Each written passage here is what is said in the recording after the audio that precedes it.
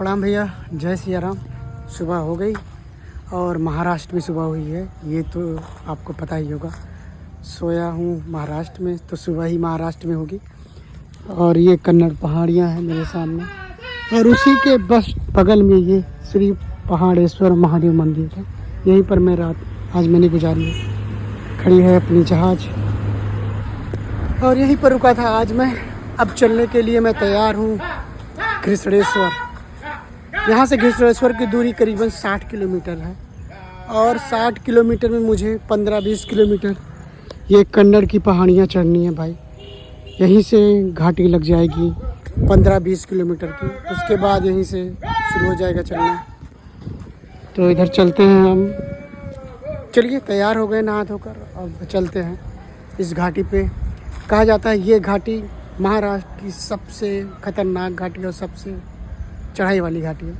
तो चलिए इसको भी पार करते हैं, महाराष्ट्र की घाटी को। तो भैया, कन्नड़ की घाटियों को पार करते करते मैं भूल गया आपको ये बताना कि मैं अब अपने छठे ज्योतिर्लिंग की तरफ चल रहा हूँ, घृष्णेश्वर महादेव। हाँ भैया, मैं अब पहुँचने वाला हूँ अपने छठे ज्योतिर्लिंग घृष्णेश्वर।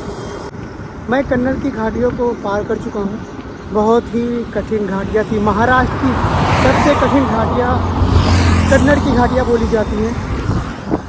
तो अब मैं धीरे धीरे पहुँचने वाला हूँ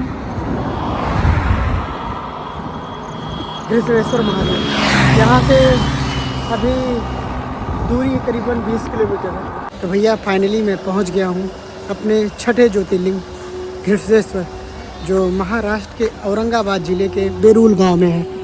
तो ये मेरे सामने है मेरा छठवां ज्योतिर्लिंग श्री घृष्णेश्वर महादेव मंदिर।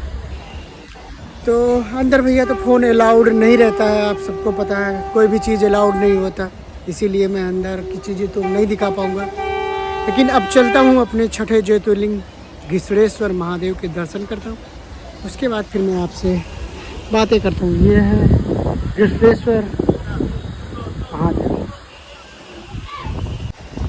5 ज्योतिर्लिंग मैं आपको बता दूं मैंने कौन कौन से कर लिए हैं अपने उत्तर प्रदेश में। काशी विश्वनाथ, उज्जैन, ओंकारेश्वर, सोमनाथ, नागेश्वर, अब ये घृष्णेश्वर। तो चलिए चलते हैं, दर्शन करते हैं। तो भैया फ़िलहाल दर्शन हो गए घृष्णेश्वर महादेव के।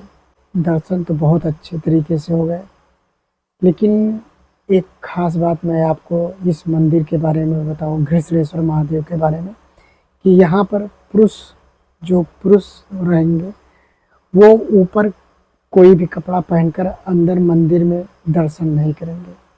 कुछ लोगों का मानना है कि शरीर को शुद्ध करने के लिए यह किया जाता है। भगवान के प्रति अधिक सम्मान देने के लिए ये ऊपर कपड़े निकलवा दिए जाते हैं पुरुषों के। फिलहाल भैया ये एक छोटा सा लॉन है। मुझे एक भाई ने कहा कि आप यहीं रुक जाइए, आप मंदिर में मत जाइए, वहाँ थोड़ी दिक्कत है। तो मैं यहीं रुका हूँ, खाना पीना यहीं होगा। मिलते हैं एक नए वीडियो के साथ। शुभ रात्रि, जय श्री राम।